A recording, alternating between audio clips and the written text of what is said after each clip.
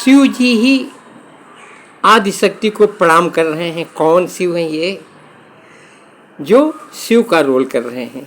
ये कह रहे हैं आदिशक्ति आदिशक्ति जहाँ उपजाया सोई अवतारी मोरी यह माया।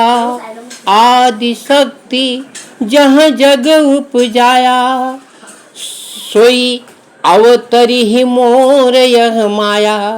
पौरव में अभिलाष तुम्हारा असत्य सत्यपन सत्य हमारा। पुण्य पुण्य यश कही कृपा निधाना अंतर धान भय भगवाना। दंपति धरि भगत कृपाला तेहि आश्रम निवसे कछुकाला। समय पाई तनु तजी अनयासा जाई कीन अमरावती बासा।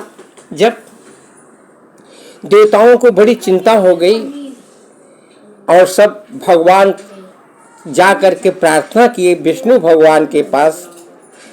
शंकर भगवान बोले पार्वती वहाँ मैं भी था, तो मैंने कहा परमात्मा हर जगह रहते हैं, अगर प्रेम से बात की जाए तो प्रकट हो जाते। तो ऐसा कहते कहते आकाशवाणी हुई कि तुम लोग चिंता मत करो, तुम्हारी विजय होगी। ऐसा कुछ कह करके सब मस्त हो गए और फिर बोले देखो मैं कुछ दिन में, थोड़े ही दिन में जन्म लूंगा और तुम लोग सब बंदरबाज का जाकर वही रहना, मैं वहीं आऊंगा। आ गया एक बंदर। तो ये एक इतिहास पहले बताने जा रहा हूं। प्रभु जी व्यास जी महाराज, ये दो बालक दिखाई दे रहे हैं। ये देखिए ये दो बालक दिखाई दे रहे हैं। ये बालक देखो, ये बालक देखो, ये रावण होगा और ये कुंभकर्ण होगा, वो विभीषण होगा। ये बालक आप देखिए, इसकी कहानी रामायण के द्वारा, ये रावण बनेगा, ये कुंभकर्ण बनेगा और ये विभीषण बनेगा। ये कहानी में आप देखिए।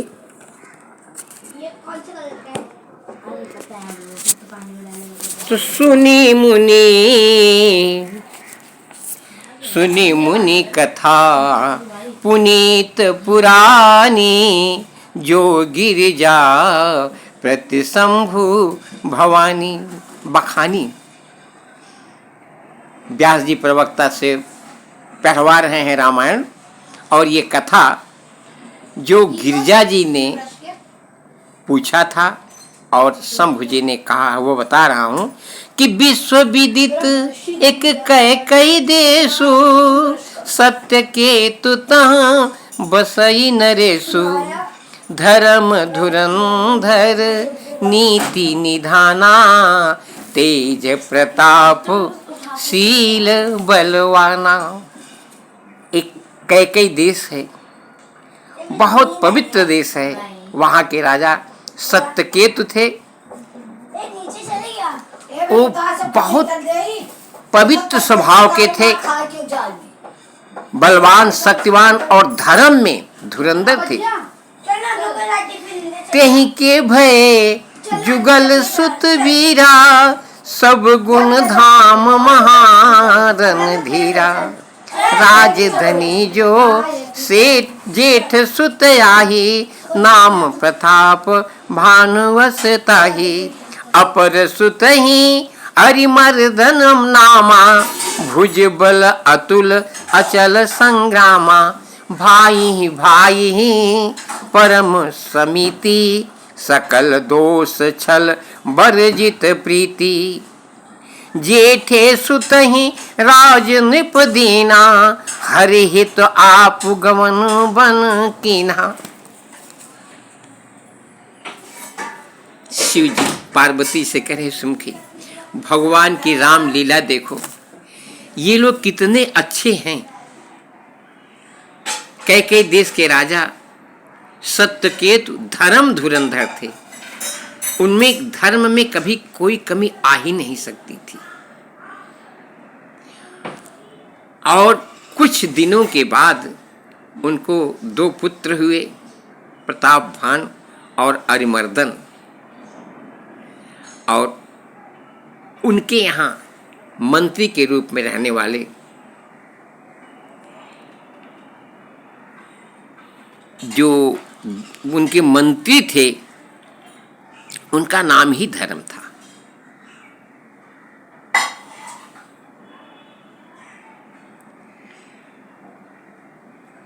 धर्म धुरंधर था, वही धर्मरुचि नाम।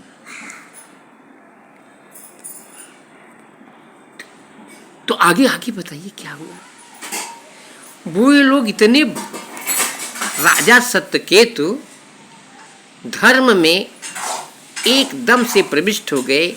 आयु आई जब, तो अपना सब राज अपने बड़े पुत्र को दे दिया,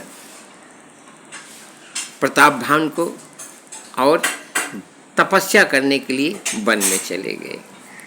और यहाँ प्रतापभान बहुत सुंदर राजा हुआ। रोज ब्राह्मणों को बुलवाता, वेद शास्त्र रोज सुनता, अनेक प्रकार के मंदिर बनवाए, तालाब बनवाए, आश्रम बनवाए, विद्यार्थियों के लिए सारी व्यवस्था। कहीं किसी प्रकार से किसी कोई तकलीफ नहीं था। प्रतापभानु बहुत धर्म धुरंधर था। नित्य रामायण, गीता, श्रीमद् भागवत, अन्य भी रोज कथाएं, सत्संग हुआ करते थे। रोज उसके समय जो कुछ प्रचलन था वह राजा और अपनी प्रजा को अपने पुत्र के समान पालता था। जगदम्बा बोली, अरे तब तो बहुत अच्छा, बहुत बढ़िया राजा था। हाँ पार्वती, वो राजा तो था, परंतु आगे की कहानी सुनो।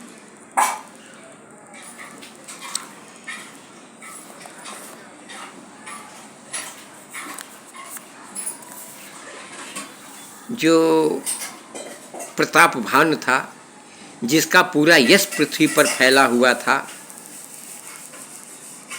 धीरे धीरे धीरे धीरे यज्ञ तप करते करते उसको बहुत बहुत शक्ति प्राप्त हुई। तब एक दिन उसके मन में आया, अब मैं अपने राज्य को आगे बढ़ाऊंगा। अपने बल को दिखाने लगा, फिर अपने बल को, अपनी शक्ति को समझने लगा। अब देखिए, जहां धर्म था वहां जब अपने तरफ झुकाओ तो धर्म धीरे धीरे कमजोर होने लगा। एक दिन उसके मन में आया कि मैं इतना धार्मिक हूं, मेरी प्रजा इतनी खुश है, तो मेरे अंदर कुछ चमत्कार होना चाहिए। तो दूसरे राज्यों पर वो चढ़ाई किया और उसकी शक्ति, उसकी सैन्य शक्ति, बुद्धि, धर्म इतना तेज था कि जहां जहां वो चढ़ाई किया हर जगह विजय प्राप्त किया। और विजय प्राप्त करके जो जो उससे हार जाते उसको स्वीकार कर लेते, उसकी आज्ञा पालन करते, उनका सब कुछ दे भी देता। पूरा बहुत सारे राजा को जीता और जीत करके उनके सब राज्य संपत्ति वापस कर दी। कुछ राजा ऐसे थे जो अपने को परास्त नहीं कर समझते थे, हृदय से उनको ग्लानि हुई। उन्होंने सोचा अब तो हमारा जीना यहाँ बेकार है, मृत्यु से अच्छा है राज्य छोड़ दिए। एक राजा उसमें से था, वो अपना सब कुछ राज्य लिया ही नहीं वापस और जंगल में जाकर तपस्या करने लगा। कहते हैं कोई रोग हो, कोई तपस्वी तपस्या करने वाला ब्राह्मण का बच्चा हो या क्षत्रिय राजा, इनको कभी छोटा नहीं समझना चाहिए। ये कभी भी अपनी शक्ति का प्रयोग कर सकते हैं। जब चारों तरफ उसका ढिढोरा पिट गया और उसका बहुत नाम हो गया, तो एक नई कीर्ति स्थापित करने की उसके मन में आया और भोग विलास की तरफ उसका चित्त बढ़ा। एक दिन उसके मन में आया, मैं आज शिकार खेलने जाऊंगा। अकेले ही, न अपने भाई को सूचना दिया, न अपने मंत्री को सूचना दिया, और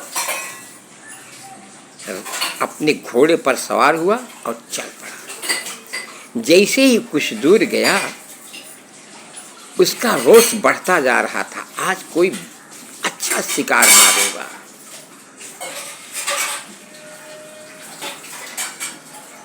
शिकार खोजते खोजते खोजते खोजते घनघोर जंगल में पहुंच गया। वहां एक जंगली सुअर दिखा, बहुत बड़ा था। इतना बड़ा दिख रहा था कि जैसे मुंह खोलेगा तो पूरा ब्रह्मांड उसके मुंह में समा जाएगा। राजा ने सोचा, है इतना बहादुर है ये, इतना बड़ा दिख रहा है, इसको ही मारना है। उसको मारने के लिए उसके पीछे अपने घोड़े को भगाया और घोड़ा भागता गया। सूकर भागता, कहीं छिप जाता, कहीं भागता, कहीं छिप जाता। ऐसा करते करते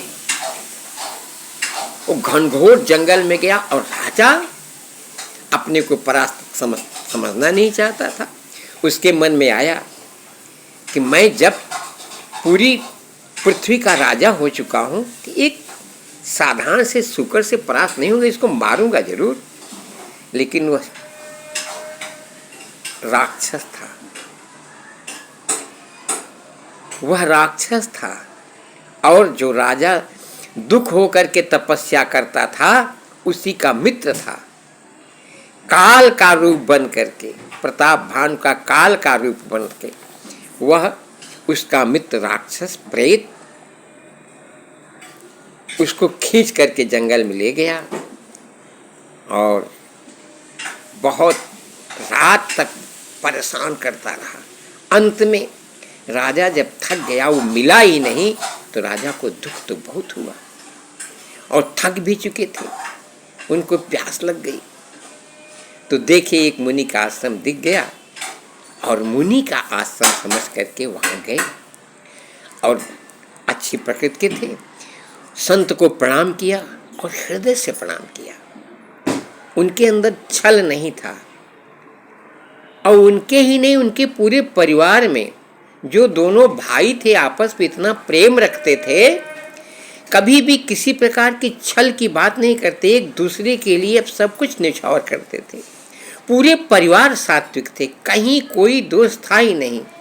और मंत्री जो था वो साक्षात धर्म ही था। परंतु यहाँ जब काल आता है तो बुद्धि कैसे बदल जाती है।